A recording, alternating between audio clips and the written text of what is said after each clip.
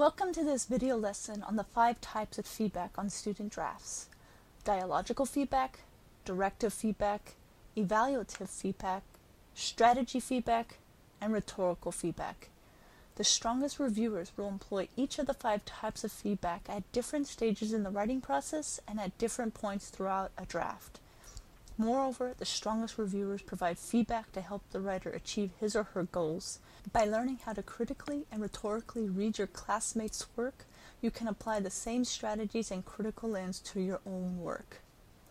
Dialogical feedback is feedback that attempts to engage in a dialogue or conversation with the writer. Now, before we talk about written feedback, think about the last several conversations you've had. What factors or conditions in the conversation led to turn-taking? The first person to speak may have started with a question, so you answered that question, right? We do this all the time. Writers do the same thing. They often pose questions to their audience, whether they be rhetorical or literal questions. And anytime you see one of these rhetorical, literal questions in genres like the essay, magazine articles, research articles, or reports, as a peer reviewer, feel free to answer it. How is this helpful to the writer? Well, the writer can learn from your answer, another perspective not considered, or perhaps your answer confirms what the writer conveys later in the conversation. Let's look at this one example. The writer asked this question in her essay introduction: why are teens so much more brazen and cruel online than in person? I think teens haven't fully developed empathy and easily succumb to social peer pressure. To bully online is perceived as funny and cool. Let's go back again to those last several conversations you've had. Maybe a question wasn't asked, but a point was made about a topic. Let's keep with the cyberbullying example. US Today reports on a European study that claims that cases of cyberbullying have been exaggerated in the media. Exaggeration. At my high school, any girl with a physical flaw, A cup, pimples, 10 extra pounds, braces, was tormented on the Facebook pages of the popular kids who would secretly photograph girls and Photoshop the images for a laugh. In addition to disagreeing, you could agree with the claim or expand on it further, so maybe the writer didn't say enough about it, you thought. In conversations, you don't always disagree or agree with a point, nor are you just sitting there answering rhetorical, literal questions like it's an interrogation.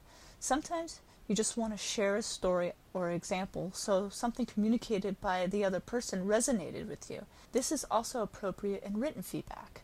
The goal isn't to fix that person's paper or engage in a debate, it's just to share. Remember, we write to be heard, so what better way to tell that writer, "I'm listening," by sharing your own story or perspective. Let's take the same point made about exaggeration of cyberbullying in the media. The feedback would sound something like this. When I was a freshman in high school, all of a sudden, one of the popular girls whom I thought was my friend started to pick on me by saying I had a big nose. Never minded my nose before, but after her cruel comments, I would tape my nose down at night, hoping it wouldn't grow any larger. Now, is this feedback going to help the writer revise this essay?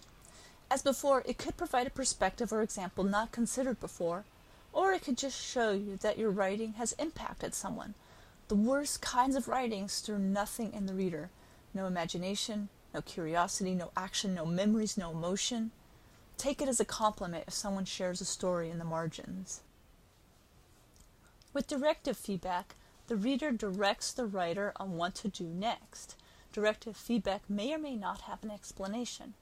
For instance, if the writer writes, "You should change your title," no explanation is needed because we're used to being told that our work should have original creative titles. In other words, the explanation is implied. Or the directive feedback may provide some explanation like this command: move this paragraph up more because it first introduces your topic. Some examples of directive feedback are explain or describe.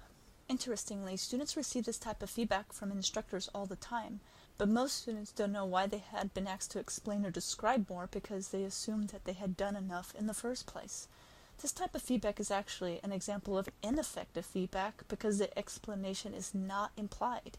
This type of feedback only works if both the reader and the writer share the same knowledge and assumptions about the expectations for that writing task. Evaluative feedback is either going to be positive or negative. You may get a "good job" at the end of a paragraph, or negative comment like a big old X across a paragraph. The most common example of evaluative feedback is a grade. Interestingly, you may have no idea why you got this B+, and you're just happy that you met your professor's expectations, or this grade is based on a rubric of performance criteria, so you could refer to that to determine what this B+ means. And last, there are those cute happy faces you might get from a teacher or peer, but again, what does it really mean in terms of your writing? What's most interesting about evaluative feedback is that it's one of the least effective. When a teacher or peer says, "good job," it's not clear what about the writing actually worked. That grade doesn't clarify too much unless the instructor spent a good deal of time explaining exactly what that B+ or happy face means, and most instructors don't do that. Also, by the time you get that grade, that means the opportunity for revision might be over, and if the next writing project is completely different, then it's unclear what should transfer from that B+ project to the new project. In general, when providing evaluative feedback, give the writer an explanation for your compliment or disapproval. Strategy feedback is far more advanced than dialogical, directive, and evaluative feedback, although all types of feedback are important depending on the writing situation. Strategy feedback is about identifying a pattern or problem in the draft and conveying a principle or rule that could be applied to other parts of the draft or to other projects or assignments. For instance, whenever you embed a secondary source, you want to create a signal sentence, such as in a study about Facebook users, researcher Mary Lord da Silva states that. Or, one way to organize a paragraph is to start with a more general statement and then transition to specific cases and examples to support that general claim. Students find this type of feedback to be most helpful because it gives them something very concrete to do during revision. Most importantly, it's a plan of action that could be applied to multiple contexts or situations. Like strategy feedback, rhetorical feedback is also far more advanced than dialogical, directive, and evaluative feedback. However, all 5 types of feedback are important depending on the writing situation. And like strategy feedback, students benefit a great deal from this type of feedback because it's concrete and explicit. When you provide rhetorical feedback, you're emphasizing what you believe to be the overall purpose of the draft, what you believe is the purpose and effects of individual decisions, like the decision to include an anecdote, an image, historical facts, an extended definition, a counter-argument, etc. What you believe the audience already knows and needs to know, and what you believe are the contextual implications of the writer's claims, evidence, narratives, or ideas. Rhetorical feedback is also about critiquing the writer's ethos and his or her attempt to establish authority.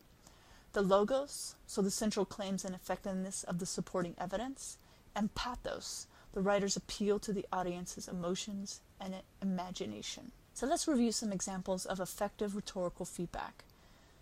When commenting on the overall purpose, comment on whether you're following or not following the main ideas or argument. But don't just let the writer know if you're feeling lost or confused. Explain what you thought the essay was going to be about, and point to the parts of the essay or project that led you to believe that, and which parts of the essay or project sent you in a different direction. For example, as a reader, I'm feeling a little lost. What point are you trying to say in this essay? At first I thought it was about cyberbullying in local schools, but then you started writing about cyberbullying in Germany.